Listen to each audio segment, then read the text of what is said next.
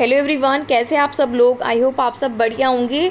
और अब तो आपके एग्ज़ाम्स के नोटिफिकेशंस भी आने शुरू हो गए होंगे, तो अब आपने अपनी तैयारी भी एग्ज़ाम्स के लिए शुरू कर दी होगी। आज के सेशन में डिस्कशन हम करेंगे DSSB के पेपर 1 के बारे में। बहुत लोगों की क्वेरी आ रही थी कि पेपर 1 को कैसे पढ़ा जाए। देखो, पेपर 1 में जनरल सब्जेक्ट आते हैं DSSB में। मैंने एग्ज़ाम निकाला है, दिया हुआ है, इसलिए मैं आपको गाइड कर रही हूँ इस एग्ज़ाम के बारे में। तो इसमें जो पार्ट 1 होता है वो चाहे PRT वाले हों, चाहे TGT वाले हों, चाहे PGT वाले हों, चाहे नॉन टीचिंग पोस्ट हों, ठीक है। इसका मतलब सभी नॉन टीचिंग पोस्ट और सभी जो टीचिंग पोस्ट हैं उन सब के लिए पार्ट 1 मोस्टली है ना। टीचिंग पोस्ट में तो सबके लिए है, नॉन टीचिंग पोस्ट में भी होता है, ठीक है। तो जहाँ पर भी सब में पार्ट 1 आता ही आता है, जिसमें 5 सब्जेक्ट आपके आते हैं। अब चूँकि अगर PRT में और TGT में बात करें तो पेपर भी आपका 100 मार्क्स का होता है सब्जेक्ट वाला, और 100 मार्क्स का ही ये पेपर 1 होता है, या पार्ट 1 आप इसे कह लीजिए। हालांकि PGT में आपका सब्जेक्ट 200 मार्क्स का होता है और पार्ट 1 100 मार्क्स का होता है, यानी कि PGT में थोड़ा वेटेज इसका कम कह सकते हैं हम आपके सब्जेक्ट से। लेकिन PRT और TGT में, PRT में CDP के बराबर वेटेज है, 100 की CDP आती है, 100 का आपका पेपर 1 आता है, और TGT में 100 का आपका सब्जेक्ट, 100 का ही पेपर 1। कहने का पूरा मतलब ये है, मैं इतनी चीज़ें आपको क्यों बता रही हूँ, बिकॉज़ इसको आप इग्नोर नहीं कर सकते।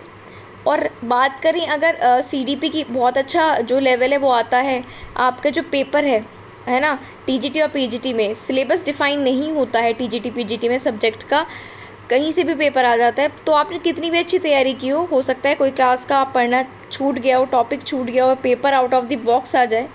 सारी कंडीशंस में आपको कुल मिला के मेरा सजेशन ये है कि पेपर 1 में मैक्सिमम स्कोर करने की कोशिश करनी है। अभी तक जितने नोटिफिकेशन आए हैं उनमें पार्ट 1 में देखो, पहले क्या होता था, पार्ट 1 पार्ट 2 दोनों में आपको लाने होते थे minimum 40% marks for qualifying, exam qualify करने के लिए। अब जो अभी तक नोटिफिकेशन DSSB का आया है, कुछ टीचिंग पोस्ट हैं उसमें और काफ़ी सारी नॉन टीचिंग पोस्ट हैं, उनमें क्या बताया गया है कि पार्ट 1 में 40% लाने का कोई अब क्राइटेरिया नहीं रहा है।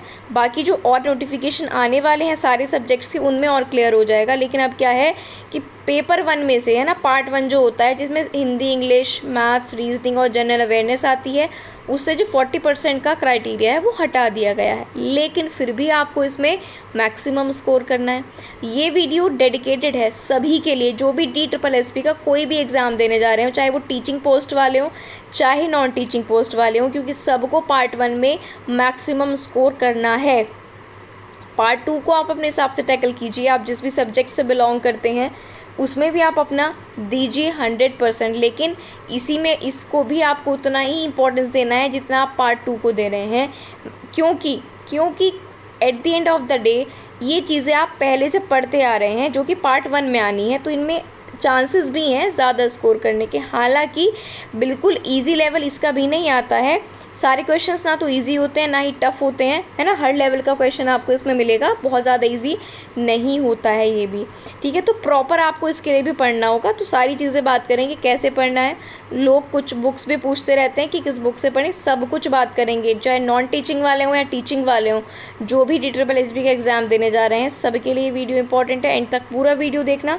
और अगर पहली बार विजिट कर रहे हो चैनल पर या अभी तक सब्सक्राइब नहीं किया है तो ट्रस्ट मी, आप सब्सक्राइब करके बेल आइकन को प्रेस कर लेना। आपको हम कभी भी डिग्रेस नहीं करेंगे, कभी भी यहाँ से आपको कोई गलत इन्फॉर्मेशन या गलत स्ट्रैटेजी नहीं मिलेगी। जो ऑथेंटिक चीज़ें हैं वही आपको बताई जाती हैं। तो बनी रहिएगा एंड तक पूरे वीडियो में, बिल्कुल point two point clear cut चीज़ें मैं आपको बताऊँगी, आपको कहाँ से क्या करना है। बाकी आपकी मर्ज़ी, आपके ऊपर है, जैसा आप चाहे कर सकते हैं। तो शुरू करते हैं अब आज का वीडियो। चलिए, सबसे पहले देखो सब्जेक्ट वाइज बात करेंगे, बिल्कुल सीधी सीधी बातें। सब्जेक्ट वाइज 100 मार्क्स का आपका पेपर 1 होता है और उसमें 100 ही क्या होते हैं, क्वेश्चंस होते हैं। आप सभी इस बात को जानते हैं। शुरू करते हैं हिंदी से। अगर हिंदी में आपको 20 में से मैक्सिमम स्कोर करना है, देखिए 20 में से मैं 20 नहीं बोलूँगी क्योंकि आप कितना भी पढ़ लें 1-2 क्वेश्चंस नहीं हो पाते, और इसमें आपको वो जो नहीं आते करने भी नहीं है, क्योंकि नेगेटिव मार्किंग होती है 1/4 की। मैक्सिमम आप कर पाओगे, मैं ये आपसे बोलूँगी 17 से 18 आप सही कर सकते हो हिंदी में। अगर आप एक बुक ले लो, हिंदी की आदित्य पब्लिकेशन की बुक आती है, वो हिंदी के हर एग्ज़ाम के लिए रामबाण है। वो अगर आपने अच्छे से पढ़ ली, ये नहीं कि ऊपर ऊपर, अच्छे से पढ़ना पड़ेगा देखो। लेकिन इसके अलावा आपको कुछ और देखने की ज़रूरत ही नहीं होगी अगर आप हिंदी के लिए आदित्य पब्लिकेशन की बुक चूज़ करते हो। अच्छा, लोग ये क्वेश्चन भी पूछते हैं कि इन 5 सब्जेक्ट्स में से ज़्यादा ध्यान किस पर दें। तो भाई सब पर, और सब में भी, और मैं ज़्यादा जाकर आपको बताऊं तो हिंदी, इंग्लिश, मैथ्स और रीजनिंग पर। जनरल अवेयरनेस बहुत ज़्यादा ब्रॉड है, बताऊंगी जब तक सब्जेक्ट वाइज चलेंगे वैसे ही बताती रहूँगी। सबको जो है इक्वल वेटेज देना है, आपको इक्वल टाइम देना है, इक्वल इंपॉर्टेंस देनी है। हिंदी के लिए आप आदित्य पब्लिकेशन की बुक ले लो। ये आपके सिर्फ इस एग्ज़ाम में नहीं, जितने भी एग्ज़ाम होते हैं जहाँ पर हिंदी आती है, जनरल हिंदी, उसमें सभी में काम आएगी। बहुत अच्छी बुक है। अब इंग्लिश की बात आ जाते हैं तो इंग्लिश के लिए अभी तक मार्क देखो, जनरल इंग्लिश आती है, जनरल हिंदी आती है, आप कोई भी बुक ले सकते हो। वैसे हर बुक से कवर हो जाएगा जो इसमें आपसे पूछा जाना है, और कुछ नॉलेज आपको पहले से भी होगी। किसी को हिंदी की अच्छी होगी तो इंग्लिश की थोड़ी बहुत होगी, किसी को इंग्लिश की ज़्यादा अच्छी नॉलेज है तो हिंदी की भी थोड़ी बहुत होगी। ऐसा नहीं है कि आप इसमें बिल्कुल ज़ीरो होंगे, ठीक। तो इंग्लिश के लिए देखो, हर किसी भी सब्जेक्ट की आप जनरल बुक ले लो तो वो भी कवर कर देगी। लेकिन मैं आपको बेस्ट बुक बता रही हूँ, मेरी नॉलेज में जो बेस्ट बुक है, ठीक। इंग्लिश के लिए जो नीतू मैम की वॉल्यूम 1 आती है, नीतू मैम को आप में से बहुत से लोग जानते होंगे, नहीं जानते तो सर्च कर लेना यूट्यूब पर। इंग्लिश की बहुत अच्छी टीचर्स में से वो एक हैं, ठीक है। तो इंग्लिश मैम, नीतू मैम की जो इंग्लिश की वॉल्यूम 1 है, उसको बहुत अच्छे से समझ कर हर टॉपिक को क्वेश्चंस लगा लो, उसके आपका जो है मैक्सिमम क्वेश्चन हो जाएंगे। लेकिन अच्छे से लगाना होगा आपको। मैं 2 बुक नहीं बताऊंगी आपको किसी भी चीज़ की, एक ही बता रही हूँ। अब आ जाते हैं जनरल अवेयरनेस पर। ये भी 20 नंबर की आएगी। इसमें आपको देखो क्या कर सकते हो, जनरल अवेयरनेस बहुत ब्रॉड है क्योंकि हिस्ट्री, ज्योग्राफी, पॉलिटी, ये सब चीज़ें इसमें आती हैं, ठीक। और इसमें करंट अफेयर्स भी आता है। हालांकि करंट अफेयर्स का ज़्यादा वेटेज नहीं होता, कभी आपसे 2 पूछ लेगा क्वेश्चन, कभी 4, लेकिन आपके लिए वो भी इम्पॉर्टेंट है क्योंकि कट ऑफ में कभी आप 1 मार्क से रह जाते हो, कभी 2 से रह जाते हो। तो कम से कम 6 महीने का, जब भी आपकी एग्ज़ाम डेट होगी उस मंथ को छोड़कर, उससे जस्ट पिछले मंथ से पूरे 6 महीने का। और मैं अगर मोटा मोटा आपको बोलूँ ना तो इस साल का आप करंट अफेयर्स पढ़ लेना एग्ज़ाम के लिए, ठीक है। जनवरी 2023 से लेकर जब तक एग्ज़ाम होगा उससे पहले मंथ तक करंट अफेयर्स आप पढ़ लेना। करंट अफेयर्स कैसे पढ़ोगे, किसी भी मैगजीन से पढ़ लेना, बहुत डीप नहीं पढ़ने हैं करंट अफेयर आपको। कोई लास्ट 6 मंथ के करंट अफेयर्स की मैगजीन आपको मिल जाए उससे पढ़ लीजिए। यूट्यूब पर बहुत सारी आपको क्लासेस मिल जाएंगी लास्ट 6 मंथ के करंट अफेयर की, उनसे पढ़ लो। रिवीजन के लिए आपको पीडीएफ ज़रूर चाहिए कि अगर आप वीडियो से पढ़ोगे तो पीडीएफ भी बहुत आपको मिल जाएंगी पिछले 6 महीने के करंट अफेयर की। बहुत डीप पढ़ने की ज़रूरत नहीं है, इसलिए फ्री में जो इसका मटेरियल मिले आपको वो पढ़ लेना। तो करंट अफेयर तो ज़रूर पढ़ना। बाकी जो जनरल जीएस है उसमें सारे सब्जेक्ट जिसमें हिस्ट्री, ज्योग्राफी वगैरह सब हो, लूसेंट की जो जीएस की बुक आती है वो पढ़ लो, उसमें साइंस वगैरह सब आपका कवर हो जाएगा।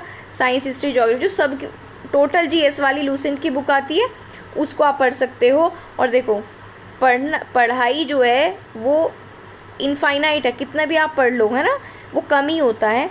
तो अगर आपके पास करंट अफेयर्स पढ़ने के बाद, जीके पढ़ने के बाद लूसेंट की बुक और सब्जेक्ट्स तो आपके चलते रहेंगे पैरेलल, फिर भी टाइम बचता है, अच्छे से ये चीज़ें कवर हो गई तो कोई और बुक कवर कर लो, है ना। तो पढ़ तो आप जितना लो उतना ही कम है।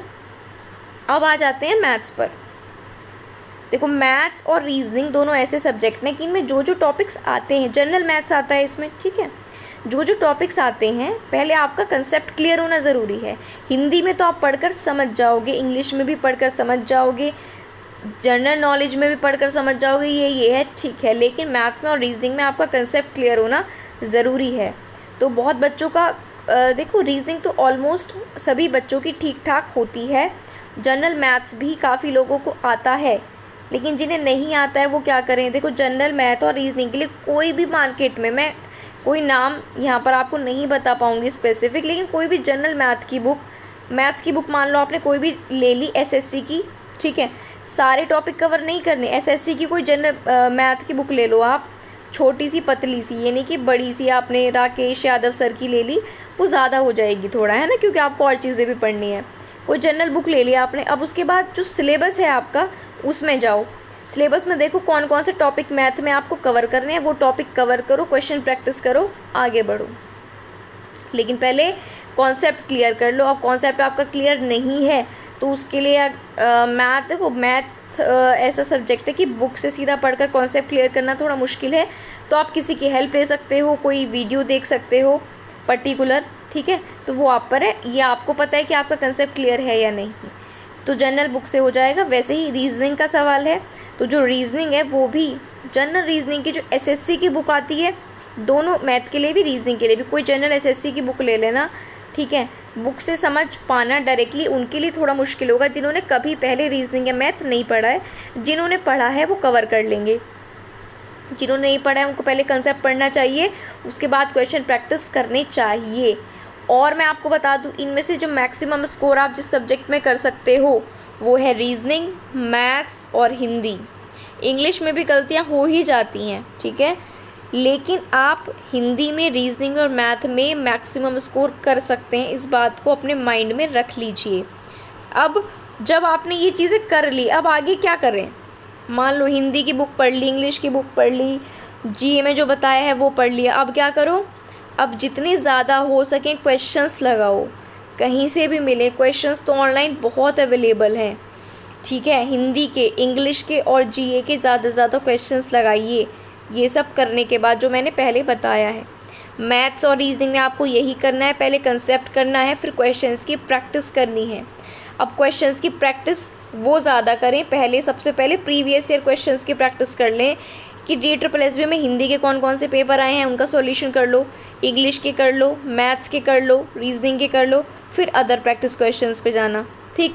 क्योंकि जिस एग्ज़ाम के लिए आप तैयारी कर रहे हो उसके प्रीवियस ईयर सबसे ज़्यादा इंपॉर्टेंट होते हैं। अब जब आप कुछ सिलेबस कवर कर लो उसके बाद आप कोशिश करो कि आप कम से कम 10 दिन में एक मॉक टेस्ट दो। लोग और जो ज़्यादा अभी से जिनको ज़्यादा नॉलेज है, ज़्यादा पढ़ने की ज़रूरत नहीं है, वो वीकली एक टेस्ट ज़रूर लगाएं, है ना। जिनका काफ़ी कुछ कवर है ना, जिनको सिर्फ प्रैक्टिस करनी है वो मॉक लगाएं, एटलीस्ट एक वीक में एक मॉक लगा लें। और जो अभी शुरू करेंगे तैयारी वो जो है थोड़ा सा सिलेबस कवर कर लें, फिर हर 10 दिन में एक मॉक टेस्ट ज़रूर लगाएं। अब मॉक टेस्ट किसका लगाएं तो वो देखिए आपकी परचेजिंग पर डिपेंड करता है, आप जिसका परचेज़ कर सकते हो। और वैसे इस टाइम पर मार्केट में टेक्स्ट बुक का जो प्राइस है वो भी काफ़ी लो है और वो आपको बहुत कुछ चीज़ें, मल्टीपल चीज़ें देता है, तो टेक्स्ट बुक के लिए आप जा सकते हो। और मैं किसी को भी प्रमोट नहीं कर रही हूँ, टेक्स्ट बुक अड्डा, किसी का भी आप टेस्ट सीरीज़ ले सकते हो जिसकी आपको अफोर्डेबल हो, ठीक है। बहुत सारी टेस्ट सीरीज़ मार्केट में है, किसी की भी ले लेना, लेकिन आपको सब हेल्प करेंगी, सब एग्ज़ाम लेवल की होती हैं। और ये सारी चीज़ें मुझे जो है आपको बतानी थी। अब बहुत से लोग क्वेश्चन ये करते हैं कि जो खास करके TGT PGT वाले हैं कि क्या मैं पार्ट 1 की कोचिंग लेनी चाहिए या और लोग भी जो हैं, तो मुझे नहीं लगता पर्सनली कि पार्ट 1 की आपको कोचिंग लेनी चाहिए। हिंदी, इंग्लिश, जीए तो आप कर ही लोगे, मैथ्स और रीजनिंग में थोड़ा कंसेप्ट का आपको प्रॉब्लम होगा, अगर आपको आता है पहले से तो आप कर लोगे बिना कोचिंग के। लेकिन अगर आप बिल्कुल ज़ीरो हो, मैथ रीजनिंग में आपको कुछ भी नहीं पता है, तो इधर उधर देखो, यूट्यूब पे सब कुछ है, गूगल पर सब कुछ है, लेकिन अगर आपको कहीं मिल रहा है एक जगह सब कुछ तो वहाँ से आप कर लो। लेकिन अगर आपको अलग अलग भागना पड़ रहा है तो आप कोई भी पर्टिकुलर पढ़ सकते हो टीचर से, है ना, किसी एक पर्टिकुलर सब्जेक्ट को पढ़ लो। सारे सब्जेक्ट तो आपको पूरा पेपर 1 की कोचिंग लेने की ज़रूरत नहीं है। पर्टिकुलर मान लो आपको मैथ्स नहीं आता है, कहीं आपको मैथ्स की कोई वीडियो दे देता है ना, आजकल बहुत सारी चीज़ें मिल रही हैं इधर उधर, वहाँ से आप ले सकते हो। या फिर यूट्यूब पे बहुत वीडियोज़ हैं, देखो, है ना, बहुत लोग देखो ऐसे हैं जो परचेज़ कर सकते हैं, जो और कुछ ऐसे हैं नहीं कर सकते। तो नहीं कर सकते तो यूट्यूब पे आपको थोड़ा देखो, ऐसा यूट्यूब पे आप जब सर्च करोगे तो बहुत सारे ऑप्शंस आपको शो होंगे और आपको नहीं पता कौन अच्छा पढ़ाता है, तो थोड़ा आपका टाइम ज़्यादा वेस्ट होगा ये देखने के लिए कि कौन अच्छा पढ़ा रहा है, किसका पढ़ूं। लेकिन आप यूट्यूब के लिए भी जा सकते हो, लेकिन जनरल पेपर के लिए पर्सनली मुझे लगता है कि आपको कोचिंग की जो आवश्यकता है वो नहीं है। लेकिन it totally depends upon you, अगर आप चाहते हैं तो बिल्कुल आप इसकी कोचिंग लीजिए, लेकिन at the end of the day आपको क्या करना है, इस पार्ट में मैक्सिमम स्कोर करना है। आपको ये लगता है कि घर पर आपकी जो एक रेगुलरिटी है वो नहीं बन पा रही है, टाइम टेबल नहीं बन पा रहा है, कभी कोई आ जाता है, कभी कोई डिस्टर्ब करता है, तो भाई कोचिंग ज्वाइन कर लो। कोचिंग ज्वाइन कर लो, वहाँ पर आपका जो है एक कंसिस्टेंसी बनी रहती है, रेगुलरिटी बनी रहती है। एटलीस्ट घर पर आप नहीं दे रहे तो वहाँ तो आपको 2 घंटे या 3 घंटे देने ही देने हैं। तो जो लोग घर पर नहीं पढ़ पाते वो ज़रूर कोचिंग ज्वाइन करो, अगर आप डेडिकेटेड हो जॉब लेने के लिए। तब क्योंकि पैसा भी आपको इन्वेस्ट करना होता है, ये नहीं कि सिर्फ चल दिए कोचिंग फ्री में, पैसा भी वहाँ पर लगता है। और ऑफलाइन में भी ठीक ठाक परचेज़ लोग करते हैं ना, फ़ीस वगैरह जो होती है। तो सोच समझ कर डिसीजन लो, घर पर बिल्कुल पढ़ाई नहीं हो पाती तो आप कोचिंग ज्वाइन करो। और हाँ, अब तो ऑफलाइन की ज़रूरत नहीं है, ऑनलाइन भी कोचिंग्स होती हैं, आप उनको भी ज्वाइन कर सकते हो। ये मुझे आपको चीज़ें बतानी थी। पेपर 1 के लिए बहुत लोग पूछ रहे थे पर्सनली मैसेज करके कि कैसे करना चाहिए, कौन सी बुक से करें, क्या करें। तो ये मेरी नॉलेज में सारी चीज़ें थी, मैंने आपको बता दी हैं। कोई पॉइंट छूट गया है तो आप कमेंट करके पूछ लेना। और डिस्क्रिप्शन में मेरे टेलीग्राम चैनल का लिंक रहता है, वो ज्वाइन कर लो। वहाँ पर कोई भी आपको डाउट है तो चैनल पर पूछ सकते हो। कोई नोटिफिकेशन इंपॉर्टेंट अपडेट आती है, सबकी तो वीडियो मैं नहीं बनाती हूँ, लेकिन वहाँ पर अपडेट देने की पूरी कोशिश करती हूँ, तो उसको ज्वाइन कर लेना। बाकी आज की वीडियो में मुझे आपको इतना ही बताना था। अगर तब भी कोई डाउट है तो आप पूछ सकते हो। एक छोटी सी इन्फॉर्मेशन है आपके लिए, जनरल पेपर का जो ये पेपर 1 मैंने आपको बताया है, इसका रीजनिंग का एक मेरा खुद का बैच आ रहा है, रिकॉर्डेड बैच रहेगा। ठीक है, आप लोगों में से जो अफोर्ड कर सकते हैं या जिन्हें बिल्कुल भी रीजनिंग नहीं आती है, completely it's up to you कि आप ज्वाइन करें या ना करें।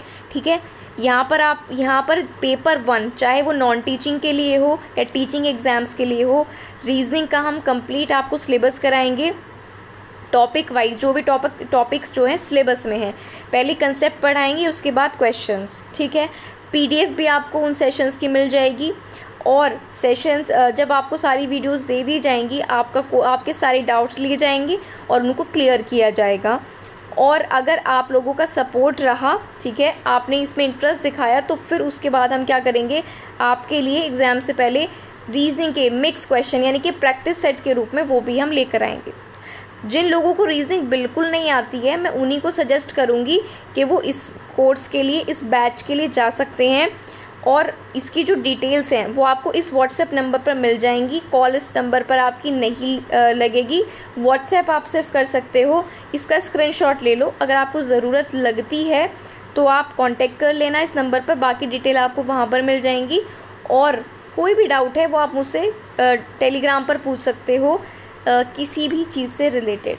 ठीक है, तो जो भी जिनकी चॉइस है, जो कर सकते हैं, करना चाहते हैं, जिनका कोई डाउट है, टॉपिक क्लियर नहीं है, है ना, टॉपिक क्लियर पहले मैंने करने की कोशिश की है, इसलिए ये बैच मैं लेकर आई हूँ कि पहले टॉपिक बताऊँ, उसके बाद मैं जो है आपको क्वेश्चंस कराऊँ। तो ये छोटी सी इन्फॉर्मेशन आपको देनी थी। अगर किसी को भी इंटरेस्ट है इस बैच को लेने के लिए तो इस नंबर पर वो व्हाट्सएप कर देना, बाकी डिटेल्स आपको वहाँ पर मिल जाएंगी।